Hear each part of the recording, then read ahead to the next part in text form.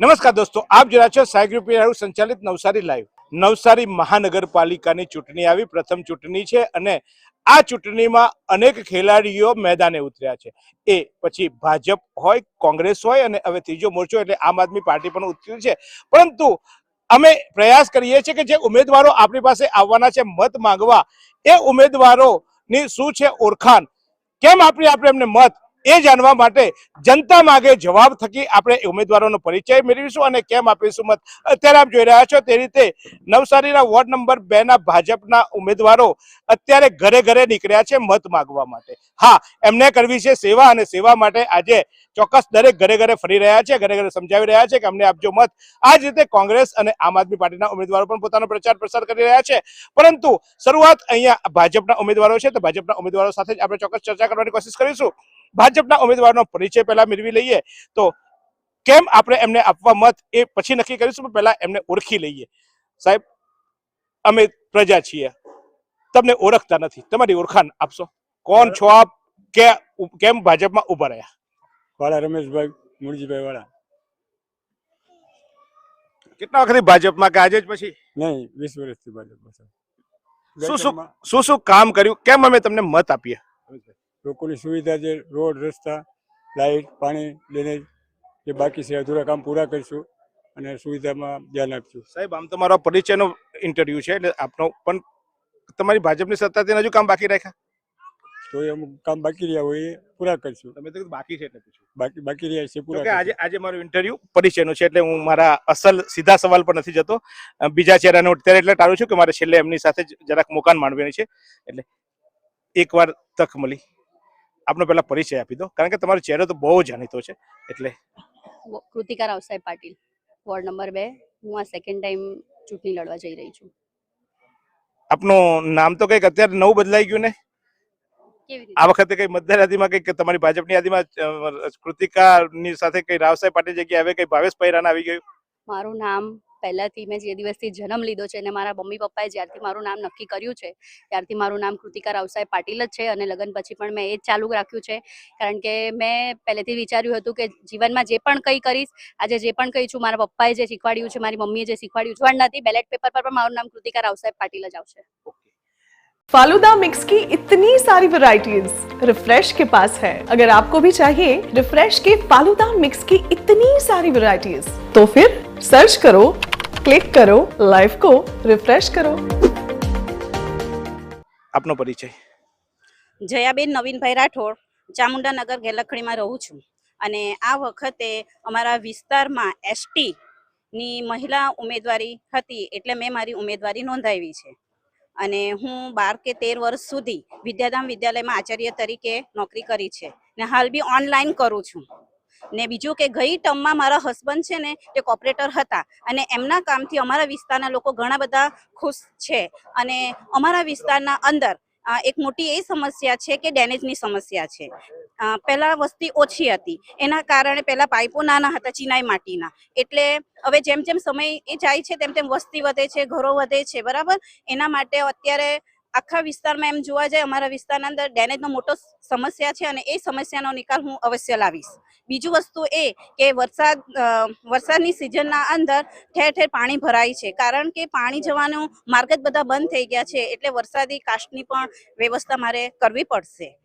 એમને એમના પરિચયની સાથે સાથે એમના વિસ્તારનો પણ પરિચય આપી દીધો કે શું બાકી છે અને શું, કારણ કે ગઈ વખતે આ ટર્મના બે ચહેરાઓ એવા છે કે એમના હસબન્ડ અને બાજુમાં કૃતિકાબેન, એમને તો રાજ કર્યું છે. સાહેબ, સત્તા એમને મેળવી છે અને એ સત્તા અપાવનાર તમે હતા. આમ તો તમારો પરિચયની જરૂર નથી, પણ મારા દર્શકો આખા વર્લ્ડમાં હોય છે એટલે એકવાર આપનો પરિચય આપના મુખે. મારું નામ અશોક કુમાર લવજીભાઈ ધોરાજીયા છે. હું સૌરાષ્ટ્ર સમાજમાંથી આવું છું અને છેલ્લા 40 વર્ષથી ભારતીય જનતા પાર્ટીનું અલગ અલગ જિલ્લામાં સંગઠનનું કામ કરું છું અને આ વખતે પ્રથમવાર હું મારા જ્યાં રહું છું એ વોર્ડમાંથી ભારતીય જનતા પાર્ટીએ મને ટિકિટ આપી છે ને હું ચૂંટણી લડી રહ્યો છું. અશોકભાઈ, આજ સુધી તમે ચૂંટણીઓ લડાવી હતી, આ વખતે લડવાના છો અને અમે તો કીધું છે કે તમે મેયરના દાવેદાર છો. અશોકભાઈ, કયા વિઝનથી આપ કારણ કે મત ભાજપ પ્રજા અમે તમને કયા વિઝનથી આપીએ, શું હશે? ખાલી માત્ર તમે એક વોર્ડ પૂરતા નહીં, પણ તમારો ચહેરો અત્યારે આખા શહેરને નવસારી મહાનગરપાલિકાના પહેલા મેયર તરીકે લોકો જોઈ રહ્યા છે. કદાચ મેયર આપ બનો ના બનો એ પાર્ટી નક્કી કરતી હોય છે, આપના જવાબ આ જ હશે. પણ એ જવાબની સાથે સાથે મને ખબર છે, એટલે હું એટલા વિશ્વાસથી પણ કહું છું, તો માત્ર વોર્ડ નહીં, આખા શહેરના વિકસિત વિચાર સાથે કેમ અમે તમને મત આપીએ? પ્રશ્ન જીતુભાઈ તમારો જે મેયરનો છે એ અત્યારે અસ્થાને છે. અત્યારે તમે મને હું ચૂંટાઈને મારા વોર્ડમાં શું કરું એ પૂછો ત્યાં સુધી બરાબર છે. હું મેયર બનું એ પછીનો પ્રશ્ન તમે પૂછવા આવશો તો કહીશ. સાહેબ, અમે મત નહીં આપે એના પહેલા તમે કહેશો ને કે અમારી સત્તા આવશે તો આ કહીશું, આ કહીશું, તો અમારો બી અધિકાર છે ને. તમે મેયર બનશો તો શું કરશો અમારે પૂછો છે. ચાલો, અમે પ્રજા છીએ, અમે પ્રજા તમને મત આપવા પહેલા બધું જ ખર્ચાલી દઈએ ને. ભારતીય જનતા પાર્ટીમાં વર્ષોથી કામ કરું છું. ઘણા લોકોને ચૂંટણી લડાવી છે. ઘણા લોકો ચૂંટાયા પછી પ્રતિનિધિઓ નિષ્ક્રિય હોય એમને સક્રિય પણ કર્યા છે. પરંતુ હવે જવાબદારી મારી પોતાની આ ભૂમિકામાં આવી છે ત્યારે વર્ષોનો અનુભવ છે કે જે કંઈ પ્રજાના કામ હોય એ 100% નિકાલ લાવવો જ જોઈએ. ભારતીય જનતા પાર્ટીની સરકારમાં પૈસાના માટે કોઈ વિકાસ અટકે એવું શક્ય નથી, કારણ કે બજેટ પૂરતા પ્રમાણમાં છે. પરંતુ પ્રતિનિધિ જો ચૂંટાયેલો સક્રિય હોય તો લોકોના પ્રશ્નો હલ થઈ જ શકે ને. એના માટે અમે પૂરતા પ્રયત્ન કરીશું. તમે કેમ કહ્યું તે પ્રમાણે પાર્ટી જો મને મેયર બનાવશે તો સમગ્ર નવસારી મહાનગરના જે કંઈ વિસ્તાર છે, નવો જોડાયો જૂનો હોય, જૂના પ્રશ્નો ઘણા બધા હું 4-5 દિવસથી મારા વોર્ડમાં ફરું છું, ત્યાં મને દેખાયા છે કે લોકોના ઘર નીચા થઈ ગયા છે, રોડ ઉપર છે, વરસાદના પાણી ઘરમાં ઘૂસે છે, ડ્રેનેજો બધી જૂની થઈ ગઈ છે, ગમે ત્યાં ઉભરાયા કરે છે.